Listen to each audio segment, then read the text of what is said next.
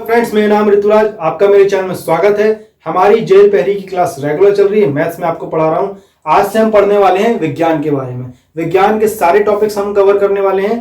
तो आज से हम पढ़ेंगे भौतिक विज्ञान के राशियां एवं मात्रक के बारे में, जानेंगे होते क्या है। तो सबसे पहले एक छोटी सी चीज आती है भौतिक विज्ञान। ये भौतिक विज्ञान क्या चीज है? तो भौतिक विज्ञान क्या है?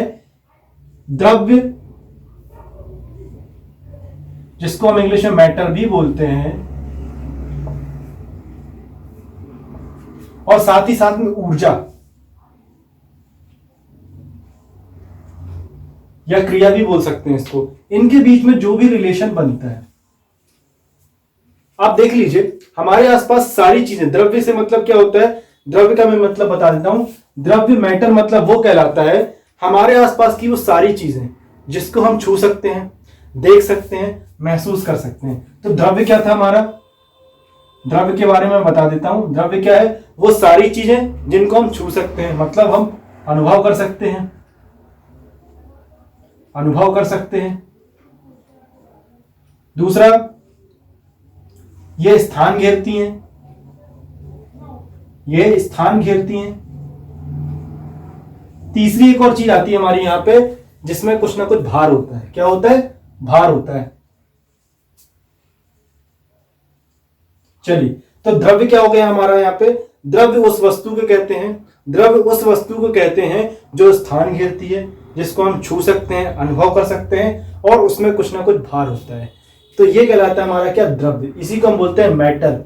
तो मैटर और जो ऊर्जा होती है, ऊर्जा मतलब एनर्जी, इनके बीच में जो रिलेशन होता है उसका अध्ययन करने को हम बोलते हैं क्या? भौतिक विज्ञान। यही कहलाता है हमारा क्या? भौतिकी विज्ञान। क्लियर होगी बातें? तो ये छोटी सी चीजें मैंने आपको बताई, द्रव्य क्या था। अब इसी द्रव्य से एक और चीज निकल के आती है हमारी, द्रव्यमान। क्या निकलती है? द्रव्यमान। ये द्रव्यमान क्या होता है फिर अब देखते हैं। द्रव्यमान, अब मैंने एक चीज आपको बताई, द्रव्य जो है हम फील कर सकते हैं, एक स्थान घेरती है, और भार की बात की थी मैंने। अब द्रव्यमान का मतलब क्या हो गया? द्रव्यमान का मतलब ये हो गया कि जो भी हमारा पार्टिकल है, जो भी हमारा जो द्रव्य है, उसमें जितने भी पदार्थ हैं, जितने भी हमारे पदार्थ की मात्रा हैं, उनका जो योग होता है वो कहलाता है हमारा क्या?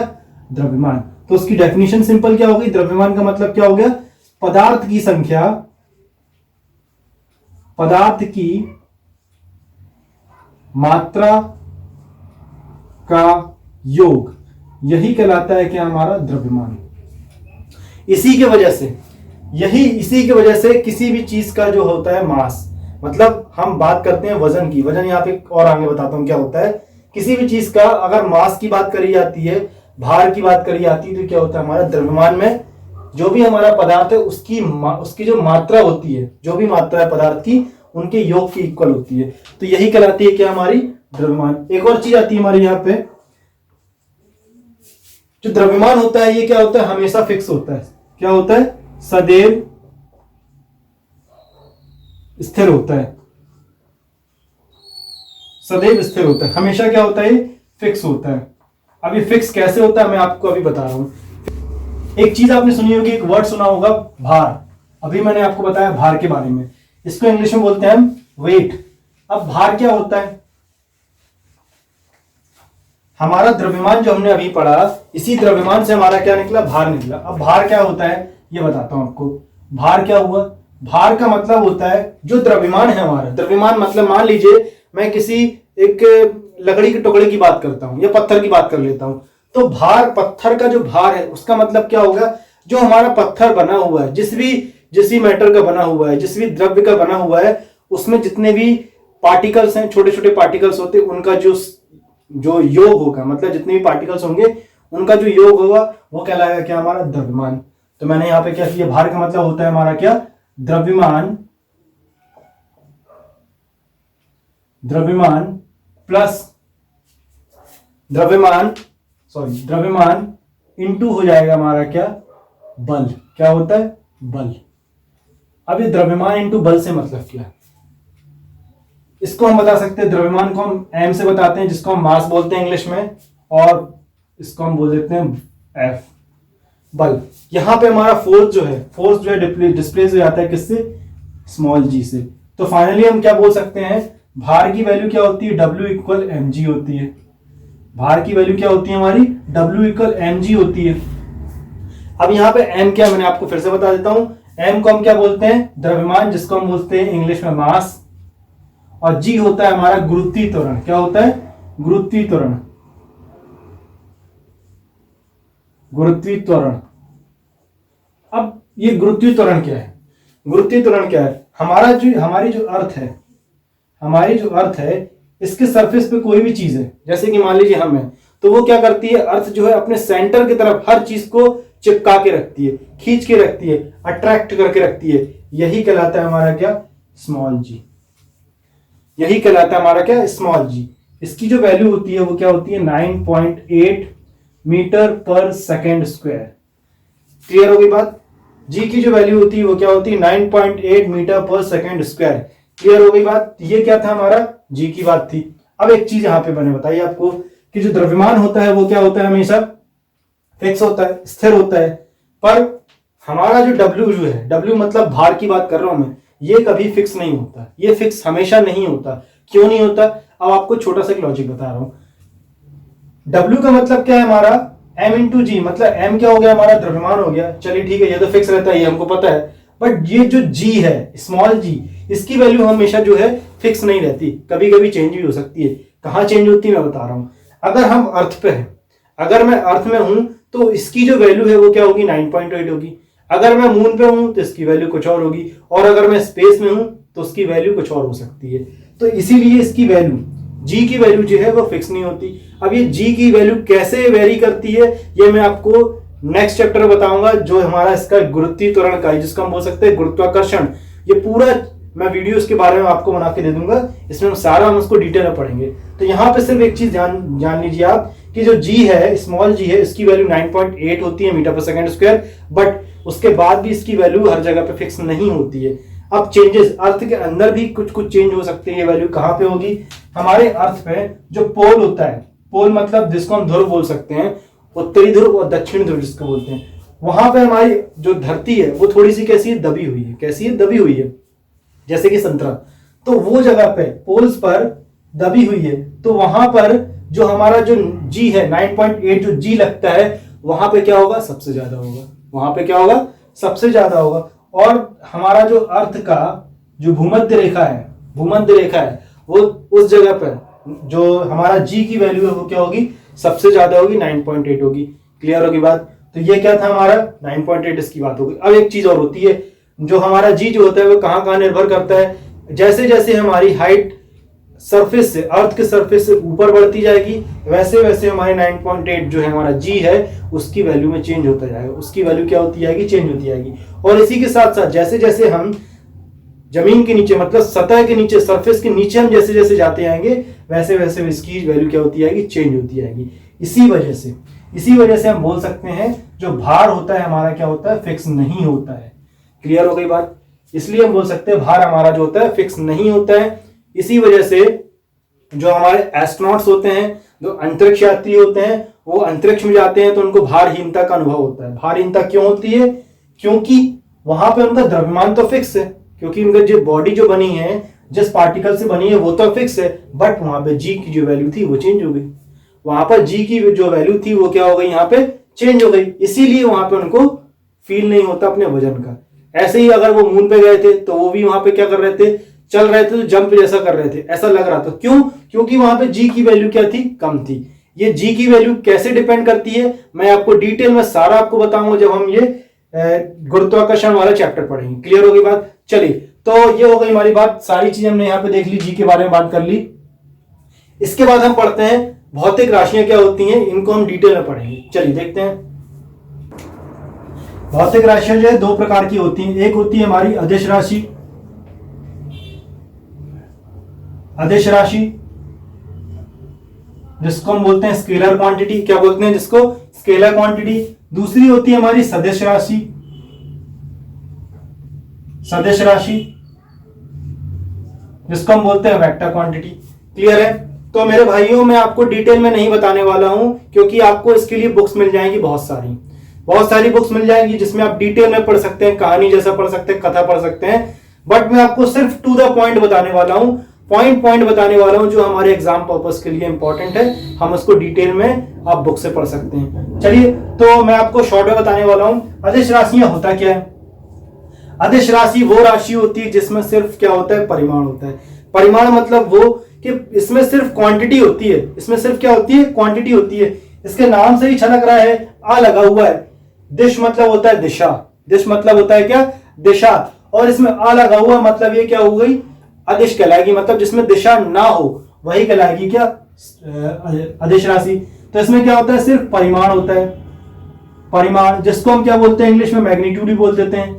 इसको हम क्या बोलते हैं, मैग्नीट्यूड ही बोलते हैं। मैग्नीट्यूड मतलब सिर्फ क्वांटिटी की बात हो रही है यहाँ पे। अब सदिश में क्या होता है, सदिश में परिमाण तो होता ही है, अदिश में, सदिश में परिमाण तो होगा ही होगा, साथ ही साथ में क्या होगा, दिशा भी होगी। साथ ही साथ में क्या होगा, दिशा भी होगी। अब दोनों में डिफरेंस देख लेते हैं, दोनों में डिफरेंस क्या हो गया। अदिश मतलब क्या, मैं बात करता हूं समय की बात करता हूं, मैं अदिश की बात कर रहा हूं। अदिश मतलब समय। अब बताइए, समय में क्या प्लस माइनस होता है, नहीं होता है। समय तो समय है, इसमें ना नेगेटिव होता है, ना पॉजिटिव होता है, ना बायां होता है, ना दायां होता है, कोई दिशा नहीं होती। समय, दूरी की बात कर लेते हैं। दूरी जो है इसमें क्या पॉजिटिव नेगेटिव होता है, नहीं। दूरी जो है वो हमेशा पॉजिटिव में ही होती है, मतलब वो हमेशा आगे ही बढ़ेगी, पीछे नहीं जाती दूरी। जैसे कि हम बात करते हैं, हमारे पास जो 2 व्हीलर या 4 व्हीलर में जो मीटर लगा होता है, उसमें क्या होता है, उसमें बताता है ना कि 5 किलोमीटर, 6 किलोमीटर चल रही है गाड़ी, 50 किलोमीटर चल रही है, तो वो क्या हो रहा है, पीछे तो चलता नहीं ना मीटर कभी, हमेशा आगे ही चलता है। अगर आप गाड़ी पीछे भी चलाओगे तो मीटर हमेशा आगे का ही चलेगा। तो वो क्या होती है, दूरी। तो इसमें क्या होता है, दिशा नहीं होती। चलिए, समय हो गया, दूरी हो गया, इसके बाद हम बात कर लेते हैं क्या, चाल की बात कर लेते हैं, ऊर्जा की बात कर लेते हैं। ऊर्जा जो है वो क्या होती है, हमेशा पॉजिटिव ही होती है, नेगेटिव नहीं हो सकती। क्लियर है। तो ये सारी चीजें, और भी चीजें हैं जिनमें जो कि हमारी क्या होती हैं, अदिश राशियां हो सकती हैं। अब बात कर लेते हैं सदिश राशि क्या होती है। सदिश राशि क्या होगी, सदिश राशि वो होगी जिसमें हमको परिमाण तो चाहिए चाहिए, साथ ही साथ में दिशा भी चाहिए। जैसे पहले आ जाता है हमारा क्या, समय तो थी हमारी क्या, अदिश राशि। दूसरी सदिश में आ जाता है, सबसे इंपॉर्टेंट है हमारा विस्थापन, जिसको हम बोल सकते हैं क्या, डिस्प्लेसमेंट। विस्थापन जिसको हम क्या बोलते हैं, डिस्प्लेसमेंट। डिस्प्लेसमेंट का मतलब ये होता है कि मान लीजिए, मैं आपको अभी डिस्टेंस और डिस्प्लेसमेंट दोनों में आपको अंतर बता दूंगा। इसमें क्या होता है मैं आपको डिटेल में बताता हूं अभी। तो ये हो गया हमारा क्या, पहला हो गया विस्थापन, ठीक है। दूसरा होता है हमारा क्या, वेग, जिसको हम बोल सकते हैं वेलोसिटी, वेग। तीसरा होता है हमारा बल, और भी यहाँ पे बहुत सारे हो सकते हैं, और भी यहाँ पे बहुत सारे हो सकते हैं। त्वरण भी बोल सकते हैं, त्वरण जिसको हम बोल सकते हैं एक्सेलरेशन। क्लियर होगी बात। तो ये क्या था, यहाँ पे सदिश और अदिश में मैंने डिफरेंस बता दिया। चलिए अब बात करते हैं डिस्टेंस और डिस्प्लेसमेंट में ये होता क्या है, मैं आपको डिटेल बताता हूं।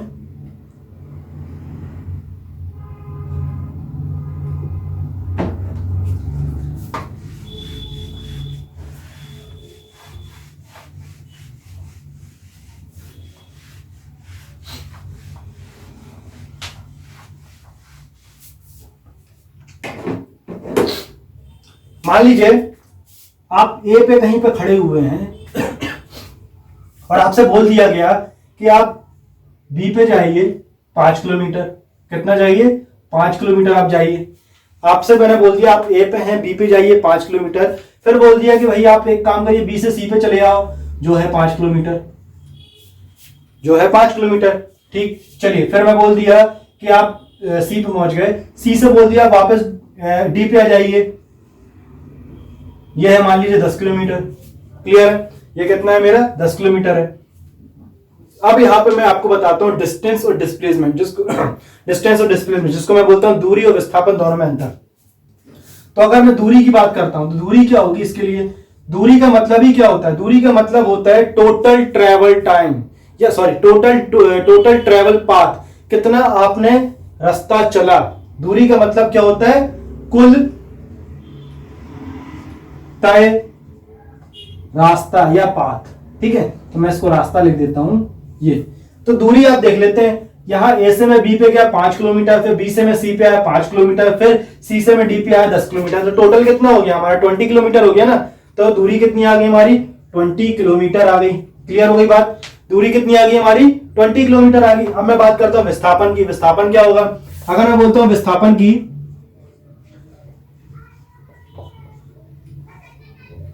तो विस्थापन क्या होता है? विस्थापन की बेसिक डेफिनेशन होती है shortest path between the two and points.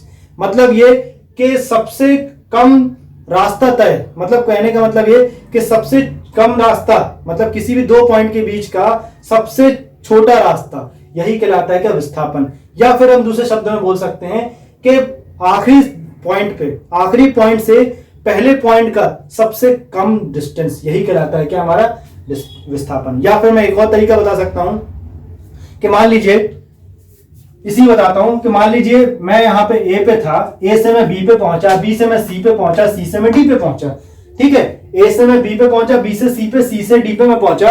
अब ये बोल रहा है कि विस्थापन कितना हुआ? तो भैया मैं यहां पे था, यहां से मैं यहां पे आ गया ना, तो मेरी पोजीशन में चेंज कितना हुआ? सिर्फ इतना हुआ। मेरी पोजीशन में चेंज कितना हुआ? सिर्फ इतना हुआ। मैं ये नहीं बताना मुझे कि मैं बी पे गया, फिर बी से सी गया, फिर सी से डी आया, ये सब कुछ नहीं। सिर्फ बात क्या हो गई कि मैं ए से सीधा डी पे आ गया, तो ये मेरी पोजीशन में चेंज हो गया। तो विस्थापन का मतलब क्या होता है? स्थान में परिवर्तन।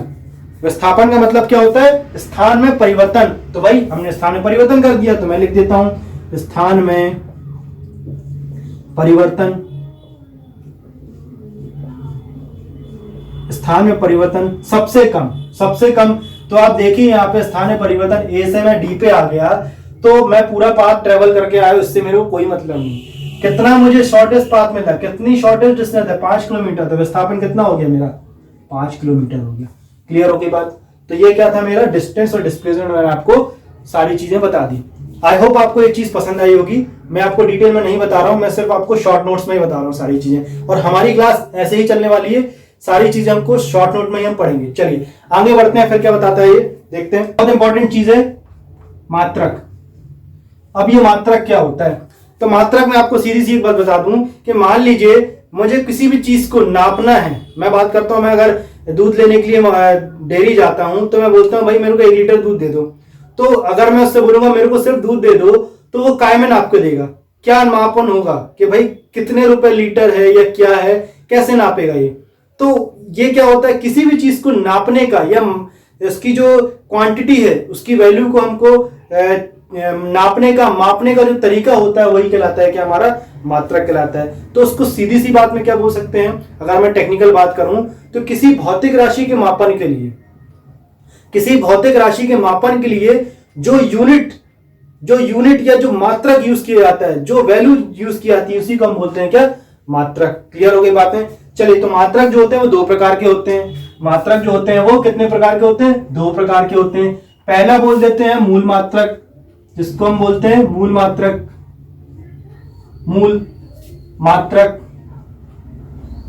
अब मूल मात्रक क्या होता है? मूल मात्रक वो मात्रक होते हैं जो कि आत्मनिर्भर होते हैं। आत्मनिर्भर मतलब ये कि जैसे कि आज के समय में हम आत्मनिर्भर बन रहे हैं। हम विदेशों से या चाइना से डिपेंडेंट नहीं है, हम उनसे किसी प्रकार का कोई भी संबंध नहीं रखना चाह रहे। क्यों? क्योंकि हमको आत्मनिर्भर बनना है। हमारे प्रधानमंत्री मोदी जी ने आत्मनिर्भर कैंपेन चलाया, तो हम उसके लिए अलग जगा रहे हैं। तो यही चीज मूल मात्रक जो होते हैं वो क्या होते हैं? आत्मनिर्भर होते हैं। ये किसी के ऊपर डिपेंडेंट नहीं होते। इसकी जो वैल्यू निकलनी है वह क्या होती है? इंडिपेंडेंट होती है। क्या होती है? इंडिपेंडेंट होती है। कहने का मतलब ये कि मूल मात्रक वो होते हैं जिसमें किसी भी प्रकार की, किसी भी दूसरे मात्रकों की हेल्प नहीं चाहिए पड़ती, आत्मनिर्भर होते हैं। तो मैं इसको बोल सकता हूं ये आत्मनिर्भर होते हैं, स्वतंत्र हो सकते हैं, जिसको हम बोल सकते हैं स्वतंत्र भी बोल सकते हैं। ये क्या होते हैं? स्वतंत्र होते हैं।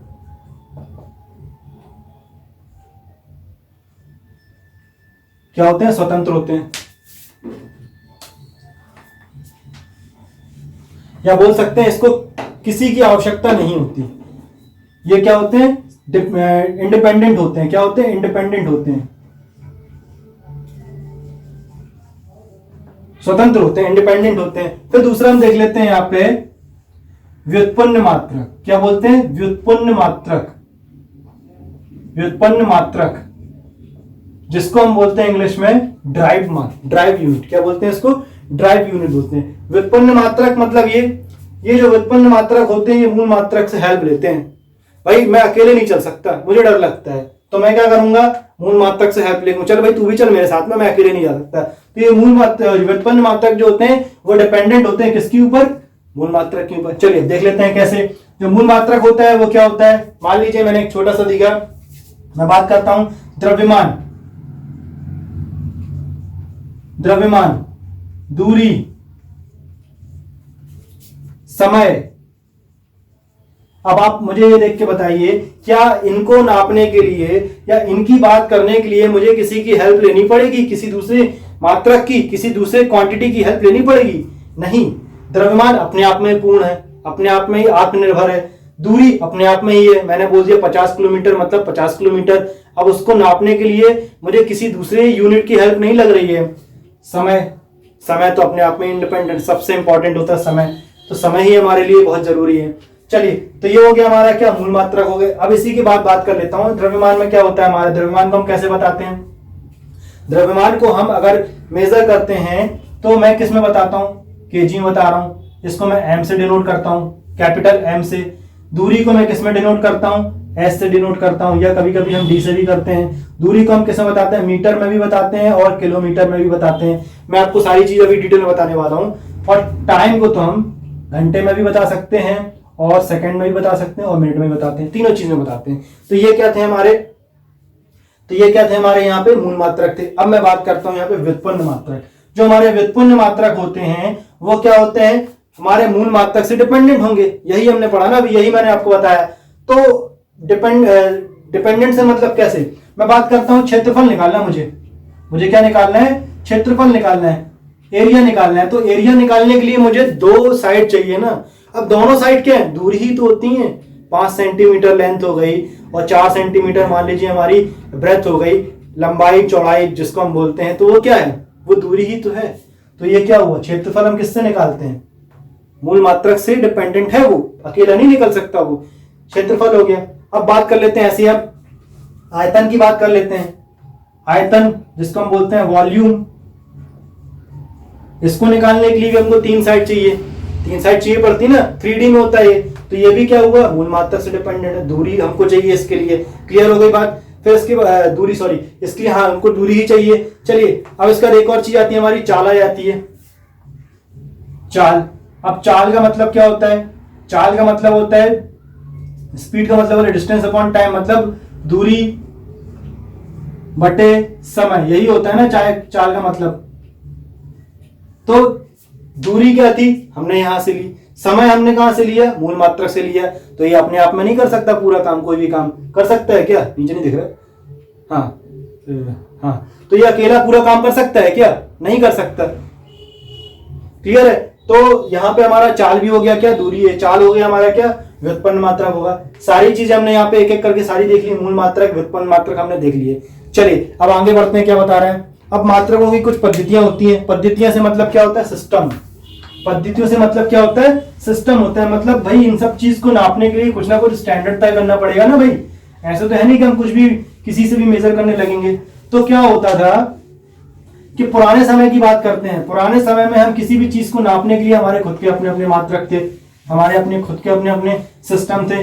जैसे कि हम नापा करते थे वजन को पाउंड में या और भी चीजों में नापते थे, हम दूरी को नापते थे, गज में नापते थे और भी चीजों में नापते थे। शेर बोला जाता था वजन को नापने के लिए, शेर हुआ करता था। तो शेर मतलब लाइन की बात नहीं कर रहा हूँ, एक यूनिट हुआ करती थी पुराने समय में। तो ये सारी यूनिट हुआ करती थी। तो अब ऐसे ही टाइप की कुछ जो अभी प्रचलित यूनिट है उनको हम पढ़ते हैं। तो पहली जो यूनिट कहलाती है, जिसको हम बोलते हैं पद्धति, जिसको बोलते हैं फर्स्ट हमारी एमकेएस। क्या है, मात्रकों की पद्धतियां होती क्या है, जिसको हम बोल सकते हैं यूनिट सिस्टम्स बोलते हैं। तो ये होती क्या है, पहली हम देखते हैं एमकेएस पद्धति। क्या होती है, एमकेएस पद्धति जो होती है पहली, इसमें होता है क्या है, एम का मतलब क्या होता है यहाँ पे हमारा, एम का मतलब होता है यहाँ पे, एम से मतलब यहाँ पे क्या है, मीटर है। एम से मतलब यहाँ पे क्या है, मीटर है, मीटर। इसको हम दूरी बोलते हैं, दूरी को हम नापते हैं किसमें, मीटर से। तो मैंने यहाँ लिख दिया दूरी, इसको हम किसमें नापते हैं, मीटर में नापते हैं। सेकंड है हमारा क्या, वजन, जिसको हम बोल सकते हैं क्या, द्रव्यमान, द्रव्यमान। इसको हम किसमें मेजर करते हैं, केजी में करते हैं। थर्ड है हमारा समय, एस से मतलब यहाँ पे सेकंड हो गया। तो ये क्या था हमारा एमकेएस यूनिट थी, एमकेएस पद्धति थी। दूसरी पद्धति होती है हमारी सीजीएस पद्धति। क्या होती है? सीजीएस पद्धति। सीजीएस पद्धति, सीजीएस पद्धति में वही चीज, हम दूरी को, मैं यही बता दे रहा हूं आपको, दूरी में हम किसको, दूरी को हम किसमें बताते हैं? सेंटीमीटर में बताते हैं। किसमें बताते हैं? दूरी को हम सेंटीमीटर में बताते हैं। क्लियर हो गई? द्रव्यमान जिसको हम बोलते हैं, जिसको हम बताते हैं ग्राम में बताते हैं, जिसको हम बताते हैं क्या, ग्राम में बताते हैं। सीजीएस पद्धति की बात कर रहा हूं मैं, सीजीएस की बात कर रहा हूं मैं, सीजीएस की बात कर रहा हूं। सीजीएस में क्या, हम दूरी को बताते हैं सेंटीमीटर में, वजन को द्रव्यमान को हम बताते हैं ग्राम में, और समय को तो हम सेकंड में ही बताएंगे, समय को हम सेकंड में बताते हैं। क्लियर हो गई बात? तो ये क्या थी हमारी सीजीएस पद्धति थी। अब एक इंपॉर्टेंट चीज आती है जो कभी कभी क्वेश्चन हमारे एग्जाम में आ जाता है, और एक बार आया भी है, कि ये जो सीजीएस पद्धति जो है कहां पे प्रचलित है? तो सीजीएस पद्धति जो है फ्रांस में प्रचलित है। कहां पे? फ्रांस में। सीजीएस पद्धति जो है कहां पे प्रचलित है? हमारी फ्रांस में प्रचलित है।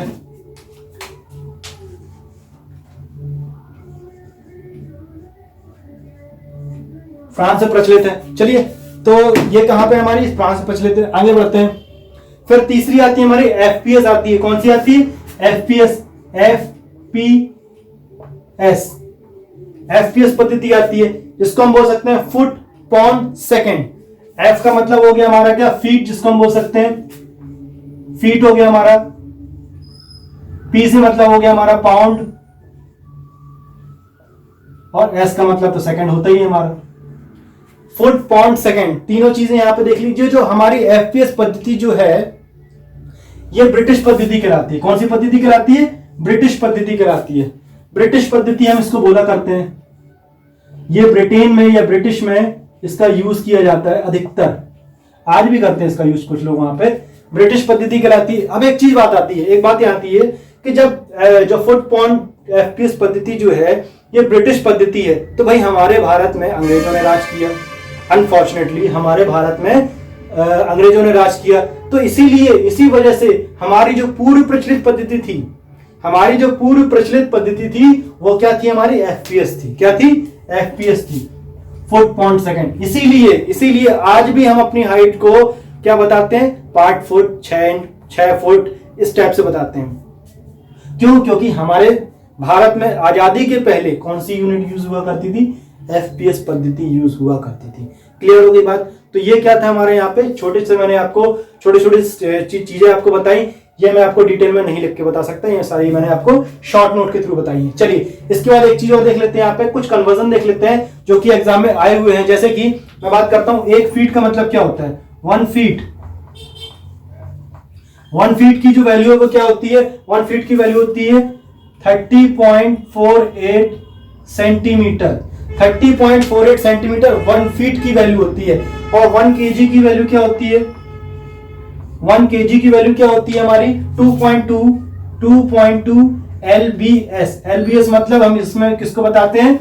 एफपीएस पद्धति में हम इसको बताते हैं। क्लियर हो गई बात? तो ये क्या था हमारा एमकेएस पद्धति, सीजीएस पद्धति। अब इसके बाद एक और पद्धति बचती है हमारी जो कि बहुत इंपॉर्टेंट है। एक और पद्धति बचती है जो कि बहुत ज्यादा इंपॉर्टेंट है, इसको बोलते हैं एसआई पद्धति। क्या बोलते हैं? एसआई पद्धति सबसे ज्यादा इंपॉर्टेंट है, जो आज के समय में सबसे ज्यादा यूज की जाती है, और ये ग्लोबल है। ग्लोबल से मतलब ये कि सारी दुनिया में इसी पद्धति का ही स्टैंडर्ड यूज किया जाता है। चलिए इनको देख लेते हैं फटाफट।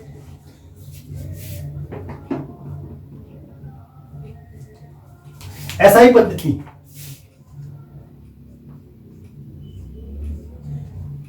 एसआई यूनिट भी बोलते हैं जिसको।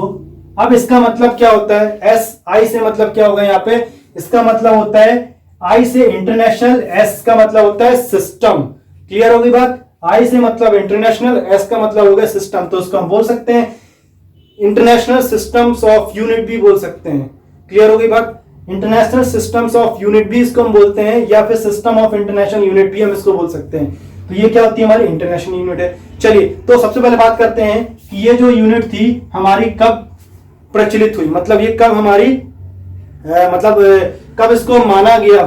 तो हम बोल सकते हैं 1960 में। 1960 में जिनेवा में। कहां पे? जिनेवा में। 1960 में जिनेवा में इस यूनिट को सभी देशों के वैज्ञानिकों ने मिलकर वैश्विक यूनिट बनाया था, ग्लोबल यूनिट बनाया था। क्या बनाया था? ग्लोबल यूनिट बनाया था। किसको? एसआई यूनिट को। क्लियर होगी बातें? तो ये क्या थी हमारी एसआई यूनिट। अब ये जो एसआई यूनिट है ये हमारी जो एमकेएस यूनिट है, कौन सी वाली? एमकेएस, इसी का ही परिवर्तित रूप है। जो एसआई यूनिट है हमारी एमकेएस पद्धति का ही परिवर्तित रूप है। कैसे परिवर्तित रूप है हम एक एक करके देख लेते हैं। जैसे कि इसमें नंबर एक चीज 7 मेन यूनिट होती है। जैसे कि पहला बताता हूं मैं, द्रव्यमान की बात कर लेता हूं।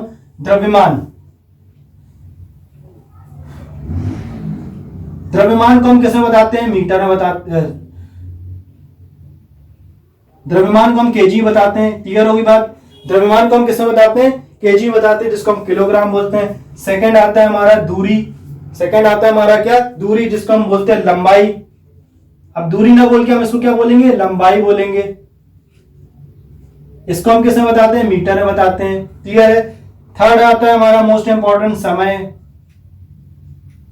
समय को हम किसमें बताते हैं? सेकंड में बताएंगे। क्लियर है बात? ये तीन चीजें तो हो गई हमारी। अब इसके बाद और भी कुछ आता है, जैसे कि मान लीजिए 4 हो गया हमारा तापमान। तापमान को हम ग्लोबली, यहां पे इसकी बहुत सी यूनिट होती है, मैं आपको सारी यूनिट बताऊंगा। तापमान को ग्लोबली केल्विन में बताया जाता है। किससे बताता है? केल्विन में। इसको हम डिनोट करते हैं कैपिटल के से। क्लियर हो गई बातें? चलिए फिर हमारा आता है हमारा एक और, तापमान के बाद आता है हमारा विद्युत धारा। ये सारी जो थी एमकेएस यूनिट में नहीं थी, इसलिए इसको बोलते हैं एमकेएस यूनिट का परिवर्तित रूप, विद्युत धारा। इस विद्युत धारा को हम किसमें बताते हैं? एम्पियर में बताते हैं। किसमें बताते हैं? एम्पियर में बताते हैं। चलिए फिर एक और आता है हमारा ज्योति तीव्रता। कौन सा? ज्योति तीव्रता, 6वें नंबर की ज्योति तीव्रता,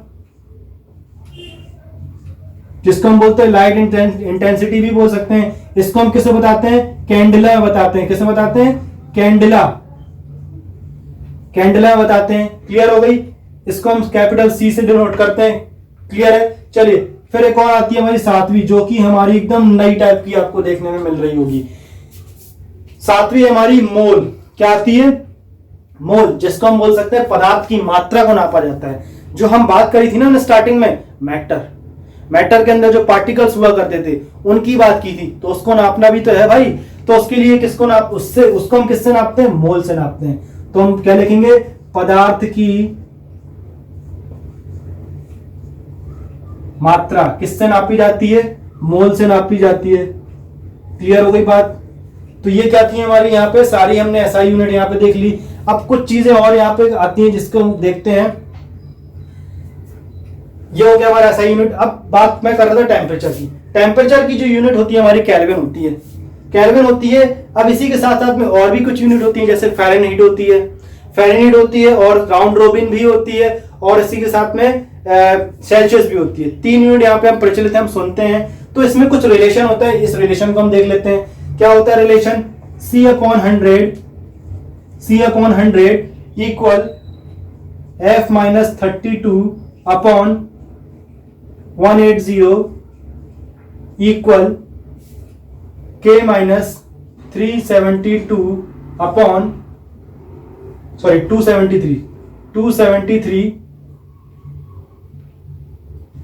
(273/100). ये क्या थी हमारी? सेल्सियस, फ़ारेनहीट और केल्विन में कन्वर्जन के लिए मैंने एक फॉर्मूला बता दिया आपको। कभी कभी ये एग्जाम में आ जाता है कि हमको सेल्सियस में यूनिट दी रहती है, हमको फ़ारेनहीट में बताना है। तो ये यूजली हमको जो कैलकुलेटिव टाइप के जो क्वेश्चन होते हैं उसमें आ सकता है, पर हमको ये पता रहना चाहिए कि सेल्सियस, फ़ारेनहीट और केल्विन में एक रिलेशन होता है जिसके थ्रू हम इसको कन्वर्ट कर सकते हैं। ठीक है, चलिए तो ये सारी चीज हमने देख ली, यहाँ पे एसआई यूनिट के बारे में देख लिया। चलिए अब आगे देखते हैं। आगे की क्लास में हम पढ़ेंगे मेनली, अब बात करेंगे गति के बारे में। स्टार्ट करते हैं हम काइनेटिक्स के बारे में, काइनेमेटिक्स के बारे में पढ़ेंगे, गति के बारे में पढ़ेंगे। इसमें हम पढ़ेंगे वेग, विस्थापन, दूरी, इन सभी चीजों को, त्वरण, एक्सेलरेशन जिसको हम बोलते हैं, सारी चीजों को हम डिटेल में पढ़ने वाले हैं। तो यहाँ पे हमने बेस बनाया था फिजिक्स का, भौतिक विज्ञान का। इसके कुछ क्वेश्चंस एग्जाम में जरूर आते हैं, जैसे कि मात्रक से रिलेटेड कि कौन सा मात्रक जो है मूल मात्रक है, व्युत्पन्न मात्रक है, या फिर हम बोल सकते हैं सीजीएस यूनिट क्या होती है, एमकेएस यूनिट क्या होती है, ये सारी चीजें यहाँ पे आ सकती हैं। तो आशा करता हूँ आपको मेरा वीडियो पसंद आया होगा। नेक्स्ट वीडियो में हम पढ़ेंगे इसके आगे का टॉपिक्स। अगर आपको ये वीडियो पसंद आया तो प्लीज इसे लाइक करिए और कमेंट करके बताइए कि ये वीडियो मुझे पसंद आया है, और अगर नहीं आया तो आप निश्चिंत होकर बता सकते हैं कि मुझे आपका ये वीडियो बिल्कुल पसंद नहीं आया, मैं उसमें और कुछ सुधार करने की कोशिश करूंगा। Thank you.